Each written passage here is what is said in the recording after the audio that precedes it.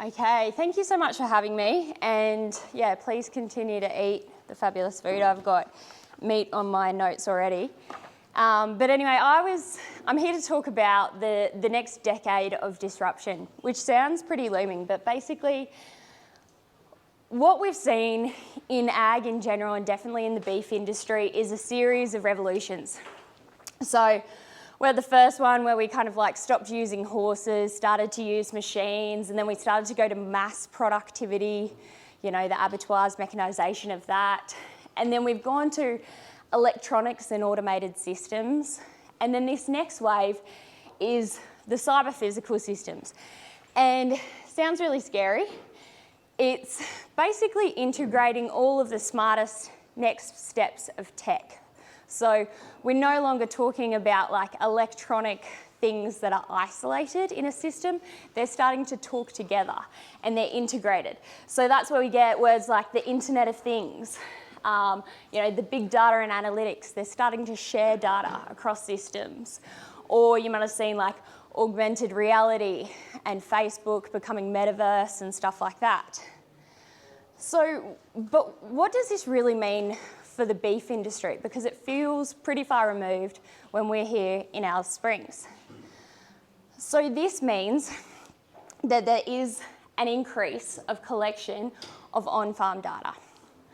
There's an increase in feedback from the point of sale. So you're already getting feedback from the abattoirs, but you'll start to begin to get feedback from feedlots. You might be doing that already. Live exporters, maybe even if you're selling onto a different backgrounder or a grower. You'll get an increase in transparency of the supply chain. And I think we're already seeing that push coming from our consumers. They want to know, you know, how they were managed, what was the welfare, whether you've got an organic or an EU status, you're definitely looking at that. There's an increase of sharing information. And really what has to happen is an increase of utilisation of the data. And we really believe that the beef industry is either going to be pulled or pushed into this. And traditionally, we've been pushed into most things. So with a lot of the producers that we deal with, they're looking at paperwork and they're just ignoring it. Or, you know, you're going for, the only time that you're looking at your herd records and your data is if you're going for a RIC loan or you want to reevaluate your bank loan or you're trying to get EU accredited and you're waiting for that stamp of approval. But what we want to have a look at is how there's incentive to get pulled into this. How the fact that using your data, actually utilising it, can increase productivity, profitability, it can increase your weight gains, and then when you go for a loan, reevaluate your bank loan, want to buy the property next door, it's all nice and neatly there. So there really isn't a lack of data being generated in the industry, but there is a lack of visibility and interoperability. And so what I mean like this is, I think you guys wouldn't even wouldn't comprehend how much data there is within your own operations. Because you'll probably have rainfall data, you might have tank data, you'll have nutritional data, crush side data if you're collecting it, data on the animals, and then also all the data that belongs within the business and to the area, whether that be, you know, your accounts management system and stuff like that. So this is basically what I saw was the opportunity for Black Box. So I graduated as a vet out of Sydney, used to work up in Katherine on a cattle property, deferred basically halfway through my degree. My parents lost all faith in me in finishing my degree. I eventually did, and I then moved as far north as possible, so I ended up just inland from Cairns. And then after that, I started working on a project called the Northern Genomics Project. So in this project, we were developing a DNA test for Northern Australian cattle. And we spent 5 years and $5 million collecting data on 30,000 heifers. And I have punched more bums than I dare to admit, done a lot of ovarian scanning, and collected most of that data. And as I was going around to these places, I realised that a lot of that data already existed out there in the system, but people weren't using it well on their own places, and they weren't using it well across the supply chain. And also when I went to places and they said, you know, I'd say, what's your breeding objective? And they said, to breed really good cattle that perform well in a feedlot. Oh, great, so you own the feedlot? No. Okay, so you get feedback from the feedlot? No. So how do you even know whether you're meeting that?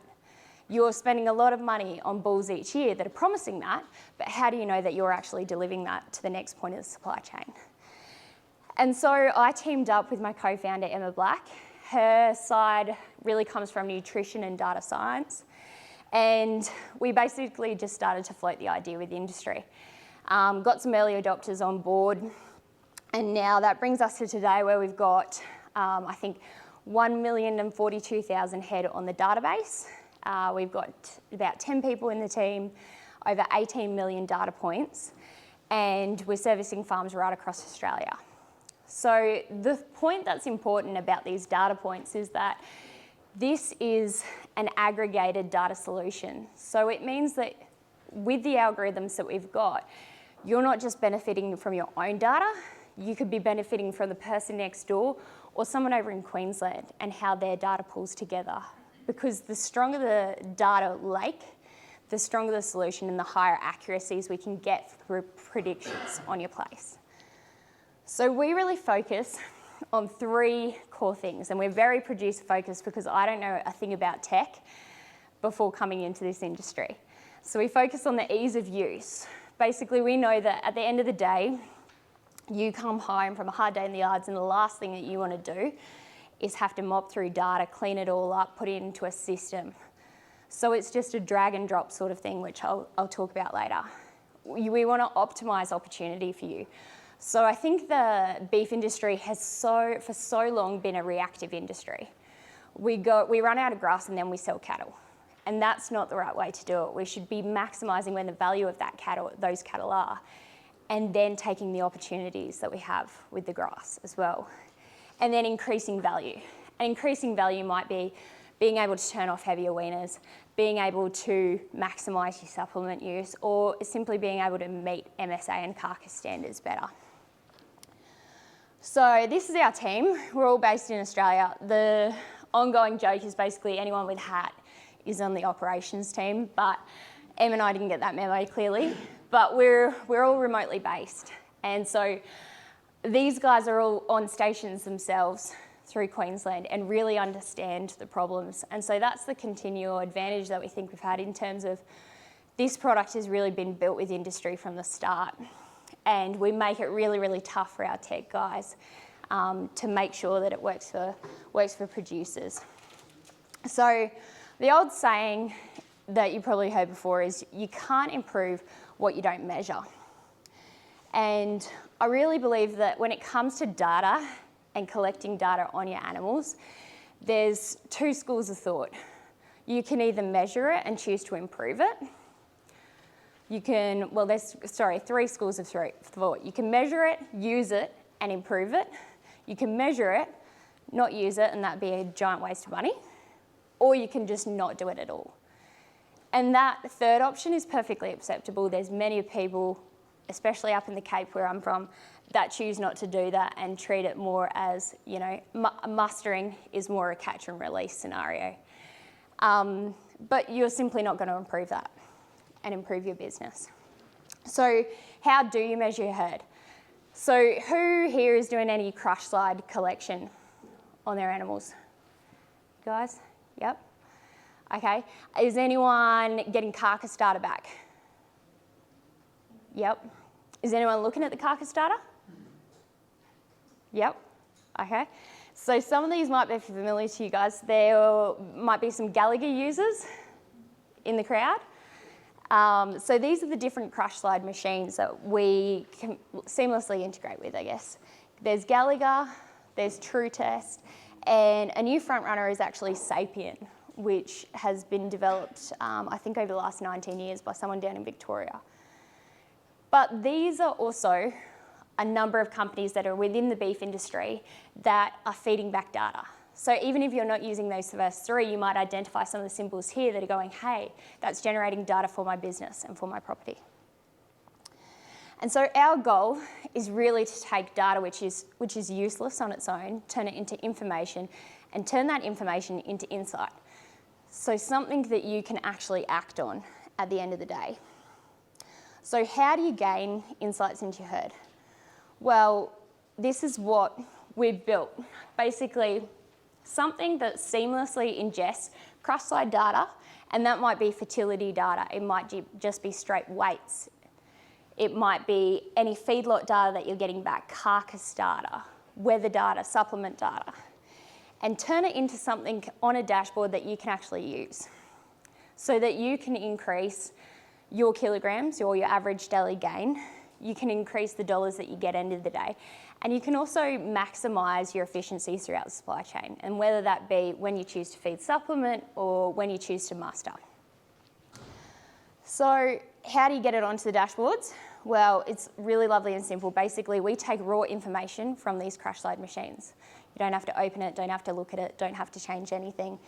It can go into Dropbox, which is an integration that just chucks files up into the cloud, basically. And then in a matter of seconds or minutes, basically it comes onto the dashboards. And the reason we did this, originally we didn't do this. You had to upload a file directly to our webpage. And we thought that's the easiest way to do it. And we were working with someone over on the Barclay Tablelands. And he was like, that's great, I've got 400 files. And we were like, okay, right, we need to change this. And so that's how we've taken like really reiterative steps with our software development to make sure that it will actually work. So now you can drag and drop 500 files. It'll upload overnight. The kids can still watch Netflix. You can do whatever you like. And that's even on satellite. And it won't crush your internet. You can log on in the morning and have a look at what's happened. So with that, I'll show you what I'm actually talking about with the dashboards. So,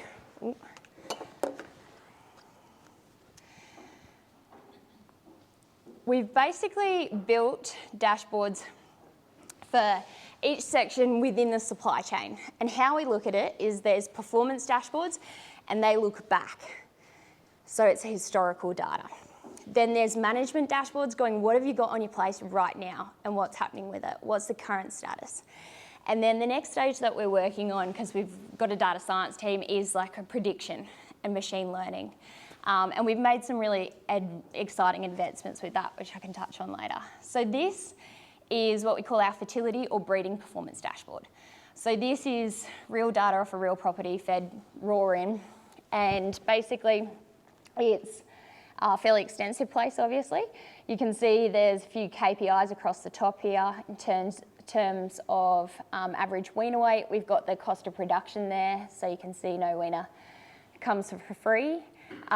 Percent pregnant, and I hear you guys have probably better fertility than us in the far north, but a lot of places only get 2 calves in 3 years. And then the weaning percentage. This wet rebreed was a bit of a golden egg scenario, basically, because a lot of places do early weaning, like Desiree was chatting about, and I don't know how prevalent that is here, but basically takes into account if you've weaned in April and you've only preg tested in September, we can still calculate whether there was a chance that she fell pregnant during the time that she actually had a weaner on her. And then it's all interactive. So one of the things that was talked about today was, I think Angus talked about it, was condition score. So having a look at how condition score affects pregnancy. And in this herd, it's really marked. You can see the difference between high and low condition score was the difference in about a 50% preg test rate. I can have a look at how cattle are performing with average daily gain, how your wets are performing versus your dries, and how different aged cattle are performing. So one of the chats we're having over lunch is basically just knowing how many, maybe how many breeders you had from in 2017 to 2018. And you can have a look at that. They had about 5,000, and then you can do a further breakdown of, okay, in that year, how many were actually pregnant, and get those numbers. And that might be a number that you use for management, it might be a number that you use taking to the bank, or it might be a number that you use for benchmarking as well. Because I know we've had a lot of chats with Ian McLean, who worked with Phil Holmes, about this being something that you can pull your numbers from pretty seamlessly and not spend a week preparing for those benchmarking exercises. We have calf-to-calf period, so this is basically looking at successful calves. So it's not only taking into account the fact that she was 3 months pregnant on this date and then next year she was 3 months pregnant, it was going that she raised a successful calf between that from a lactation status. So you can see that this herd that's actually pretty good for the north. Like 12 to 16 is a good peak, but you can see that there's a long tail. So you might go, okay, like it is completely unacceptable for us to aim for 12 months between calves. We'd be culling most of our herd. But maybe we can choose to get rid of anything that's 19 months and older. And so then you can push it into this list builder. And this is basically how you can turn this information and insight into actual action. So this then gets pushed down to your crush side machine, pops up as an alert, cull these animals. So it doesn't matter if you're there or a backpacker's there. They can't ignore that, or they have to physically ignore it to get rid of it. But you've already made the decision off years of historical data. So we can refine it even more. We can go, okay, you know, it's always dangerous to select cattle just based on one trait. So I might come down here, and this is weight at first conception. And honestly, I stole this inspiration from the Northern Genomics project because we were looking at weight at puberty. And what I kind of found was weight at puberty is nice, but what we really care about is a calf on the ground at the end of the day, and so a conception. And so what you can see with this, it really closely resembles the things that we found in the Northern Genomics project with this herd, that you're really starting to see great gains and great peaks around that 300 to 350 kilo mark. But you might choose to get rid of all these girls that were over 400 kilos before they fell pregnant. Or, as Angus said, like you guys might have the opposite problem, and it's these girls that are under 250 kilos that you're actually worried about, and you go, hey, we need to intervene or something's not going to happen for the following year, and choose to put them in. Then we can also come down and have a look at just plain management calendars. So these guys actually do try to take their bulls out. You can see how successful that's been, but really identifying when you're going to have problems. So these guys try to make back to a 5-month period, but generally that's what it's like where we are in the far north. But you can have a look at, okay, maybe there's these animals that I'm better off selling as PTIC because May is not looking like a very good month. And then calf loss. So this basically, the first thing that we've done here is tried to quantify calf loss. So every calf lost in Northern Australia costs the business $476. And basically, as we've seen, there's like you don't see dead calves on the ground, and so it's a loss that you never really kind of factor in to it. But when you see it as blatant as that, and this is built off, these are positive pregnancies, and then they come back in dry. So it's either calf loss or it's fetal loss, but there's been a cost to your business at some point. And it's about quantifying it and going, the first thing that these guys saw when they saw that was like, okay, well, that makes it really easy to justify putting in more waters, doing vaccinations, doing that and seeing if this can drop over the next few years. And additionally, kind of when your peak periods are, that can give a bit of an indication to, like, if you've got a disease problem. This generally follows the seasonal pattern of when calves are mainly dropping. So then we can go down the supply chain, and this is growing management. So basically looking at all cattle that are gaining weight. And this, we can use these filters to just have a look at females, just have a look at males. But I just wanted to point out one use case scenario here. So, well, what we can do here is a breakdown of property of origin. So if you've got a couple of breeding blocks that are feeding into a growing block, then you can have a look at how they're performing head to head against each other. Or similarly, if you're buying and trading cattle, it's really important to know which ones are actually giving you the best outcome at the end of the day. So this is our management one. So these are actually all active cattle on this block. And so what I can have a look at is down here, I can start to predict when cattle are going to be ready for what market. So down here we have the weight categories. Across here we have the months, this being the current month, and here we have the average daily gain. So automatically in there, historically they've done about 0.4 on average, but I can change this. You know, we've had some recent rain, we might be doing a bit better than that, we expect January will be a bit worse, and change it to what you've predicted, maybe via a feed calculator, maybe via a consultant, maybe whatever science you're using. And then you can have a look at how many cattle are going to be in that weight category. So you can identify, okay, these are animals that, you know, down here they're ready for the abattoir. Let's book in a truck, let's figure out how many trucks we need, let's send them. And similarly, you can add them to the list, the same way you did before. You can also go, okay, well, I'm actually looking to book in some cattle to the feedlot because I know that they're going to offer me a good price if I book them in now and give them certainty that I can give them in another 3 months. Because abattoirs and feedlots are always looking to book cattle further out, and we'll give you a price reward for that. So that's really what we can use the growing management dashboard for. I think one of the places that we're working with is actually having a look at how many heifers are actually going to be in their weight category for their joining period. So say you're joining in January, and Angus, I think you said you join at 300 kilos.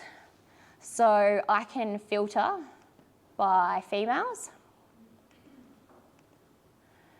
and go, okay, by January, unless I change something, they're all going to be a little bit further behind. And so maybe I want to alter this, supplementary feed, think about, okay, actually most of my pregnancies are probably going to occur February, March, if I'm not altering that.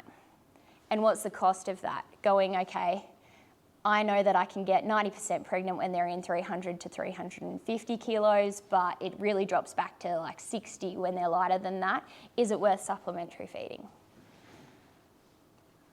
So then we can have a look at, you know, how often, how long they've been there for. This is kind of channel country block, and have a breakdown of your breeds, basically. So who here sells, do many people sell to a feedlot? Put your hand up, you guys do? You're putting your hand up for everything though. So basically the idea with feedlot is that you can also get your data back from the feedlot, hopefully. There's 2 ways we get feedlot information back. Via you guys asking for it, via the feedlot being on our platform and having that transparency. When it's provided by another business, like say you sold cattle onto a business, and they authorise that you can see that information, you never see financials because that belongs to the business, but it's really important to see how your cattle are performing at the next stage. And I was saying at lunch that we have a live exporter that's on board now, and having a look at their data with places that they have continuously fed back how they've performed in Southeast Asia, there's a huge difference. There's a 0.2 kilograms per day difference in their average daily gain. So I think it was about, the average of the herd was like about 1.72, and this property that had the feedback and used it, we're doing 1.92, which is amazing in itself, but the other thing was that their consistency was so much greater. So they were actually 25% more consistent, and that's what people want. What we really need to set ourselves up for is that everybody has to profit at every stage in the supply chain, otherwise the system doesn't work. And so we need to make sure that, yeah, we're getting the right money for it, you're being rewarded for good cattle, but they're also being able to make money off it.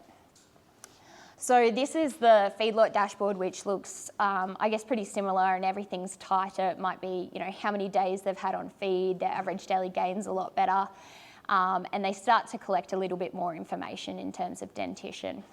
But I'll go on to carcass. And so it was interesting that Jason said that the average carcass weight for MLA research was 308, so these guys are a little bit ahead of that, and some of those are feedlot finished cattle.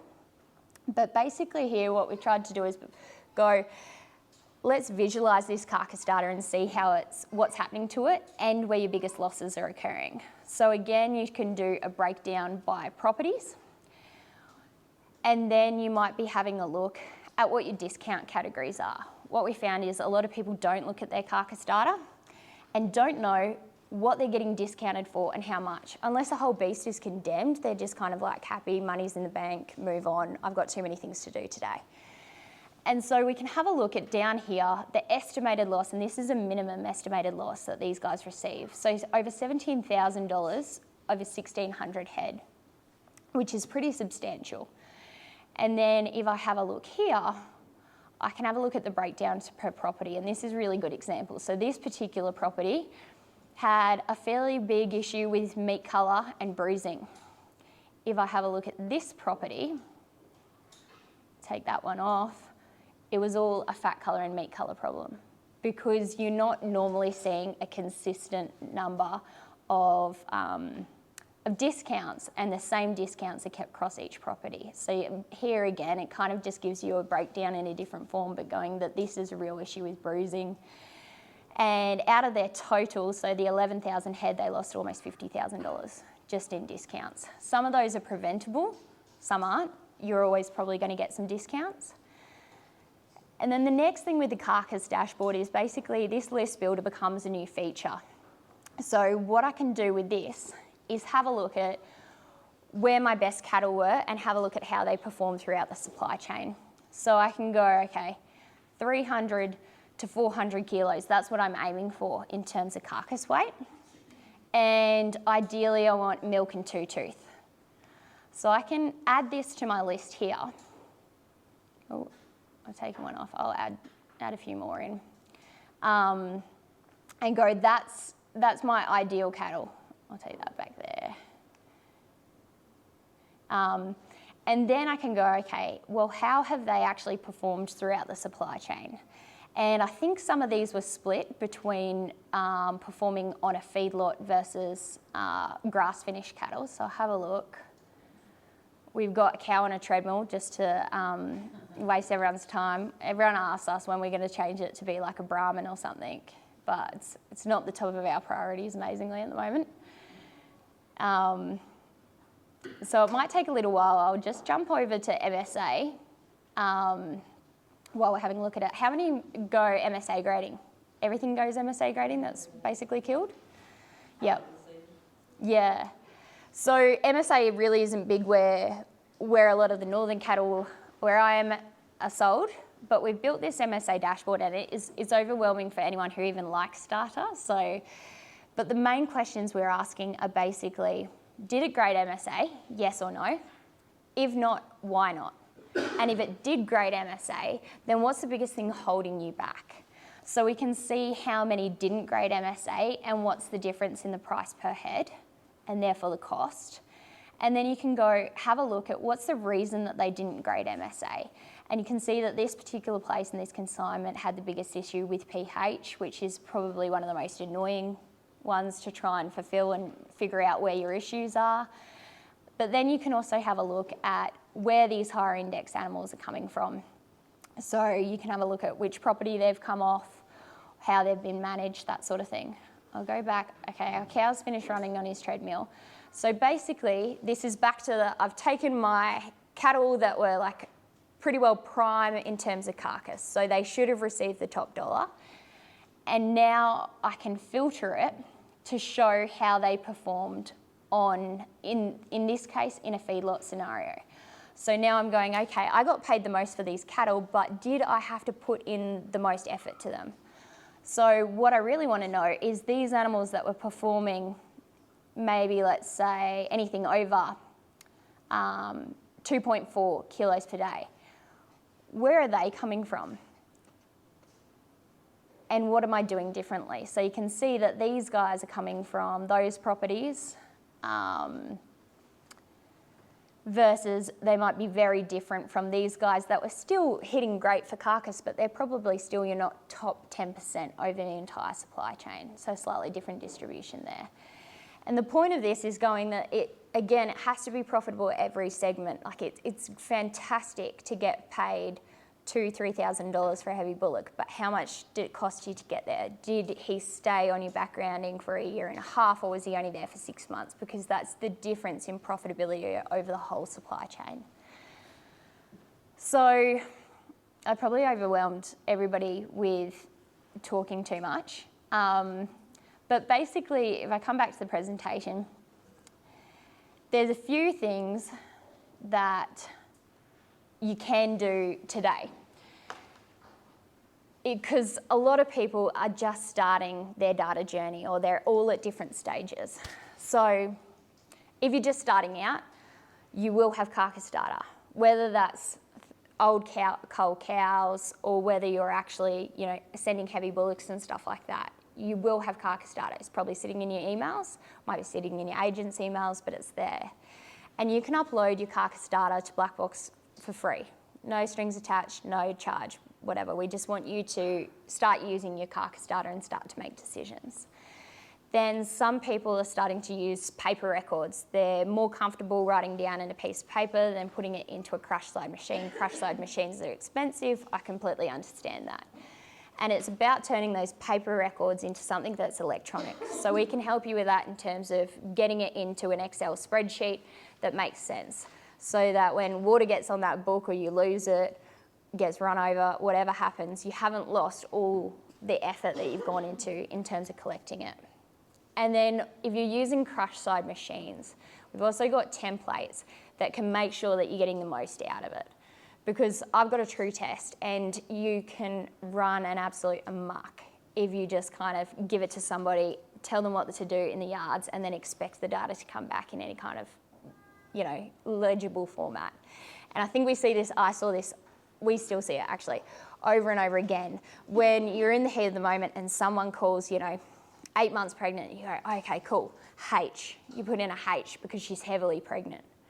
And then 3 years later, you're looking at that data and you go, what the hell was the H for? And no one else understands it either. So getting into the habit of the discipline of collecting it the right way really makes a difference in terms of the ease of use of it, because you've gone to the trouble of preg testing, you've gone to the trouble of recording. You may as well make it good quality so that you can use it. And that's all I've got for you.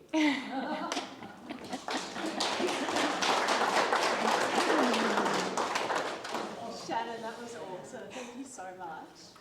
Big fan of Jennifer. Has anyone got any questions? Can you tie your reports back rather than property of origin to dam and site?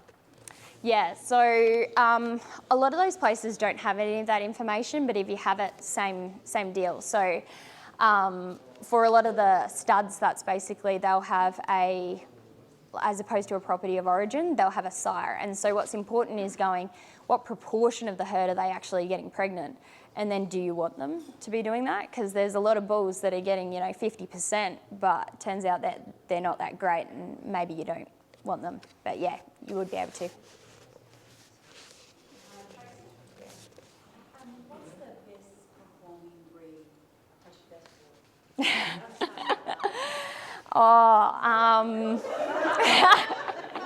That's the worst question, Jane. Look, it really depends, and I find it really horrible to talk about breeds because I feel like, someone once said to me, actually, you might know him, Tom Bull, he's a lamb producer, and the first thing he says, the best thing about lamb is they're all white. And that's the worst thing about cattle is we so often select on coat colour because we just want to look at something that's consistent, and it's human nature. But he also said to me that picking from a breed is like picking from your local town for a footy team. Like Alice Springs might have a few star players, but you're not going to make a state of origin side out of Alice Springs. And that's the same with breeds. So I have real trouble doing that, but it's definitely kind of horses for courses. So I'm just going to skirt completely around your question in case you can't tell. My follow-up question is, what's the best country to produce? We've got, Queensland, Northern Territory, top half of WA. Like this is definitely built, we built this with extensive systems in mind, places that only see cattle once a year, twice a year. We're starting to get those central Queensland blocks that are going like intensive, basically mustering cattle and weighing them every 6 weeks. There's also some great innovations like OptiWeigh and stuff like that that's coming out where you can get better measurements. But yeah, again, probably horses for courses, depends what you want. Depends how much you can pay as well these days. No, fair enough. I think Andy said it. Thanks for a fantastic presentation. I can see how it's going to take the pain out of this for a lot of people. I was wondering if you could comment on different approaches to and sort of regional scales for benchmarking and how that would fit into people going through your system. Yeah, so we're still, like what we call it, we're in early commercialisation. So those there's a few other dashboards that actually, that we've got, but I didn't want to bore you for too long. But benchmarking is one of the ones that are in development. So basically we're looking at developing a dashboard that benchmarks not only by region, but by property size, enterprise and breed. Because whether I like it or not, people will be running breeds for the foreseeable future. And at least that way you can have a look. And I think that will be important as well because there's such differences in the breeds. Brahman being like one of the key examples. When I was doing the Northern Genomics project, I used to just start asking people where they bought their bulls from. And if I knew if they had Hudgens genetics, that they were going to be later maturing 400 kilos versus Alf Collins genetics, you know, they're like teen mums 250 kilos. So all of that will be incorporated into a dashboard. And then additionally working with people like Ian or, you know, whether you're in Ian or RCS, you can really easily grab the information out for those benchmarkings because we don't tie in financials and he does. Last question, Yep. Sarah. Over to you, Colin. I know that you were inspired and then you went out with this great idea and you worked at building it. And I realised that you would be learning new things every step of the way. Where are you up to with your learnings? What are you taking back from the point that you're working at the moment? Yeah, oh, there's new things every single day. The dashboard that I showed you for growing management came out of a request from a company going, that's great, we love it, but we need this. And we were like, well, I don't think you're the only person that's going to use that, to be perfectly honest. And so then we built it, and hopefully we'll be working with them soon. But otherwise it's useful for everybody else. But I think a lot of the things that we've learnt, especially doing these presentations, is not everyone's at the same point in their data journey. And some people will like have no interest in it, and that's fine. Like I'm clearly a complete geek for this. But for those that are, we're helping them at every stage because, to be honest, when you buy a Gallagher box or a True Test, there's not much customer service. So we understand that. Like I bought a True Test just so I could understand it and figure it all out, and I've thrown it against the wall a couple of times, but now I'm all right with it. We're friends again and I can help people with that. And so it's not about like, get on our dashboards, make sure you're paying us. It's like, we're all just trying to figure this out, to be honest. And so can help out with people that are kind of just experimenting in this space. Shannon's going to be sticking around until later this afternoon as well and joining us off for drinks, so please keep I won't be, sorry. I've got to catch a flight. Okay, great. So. Well, we can follow up with set emails, contact details Yep. there, so please keep the discussion up and please join me in thanking Shannon.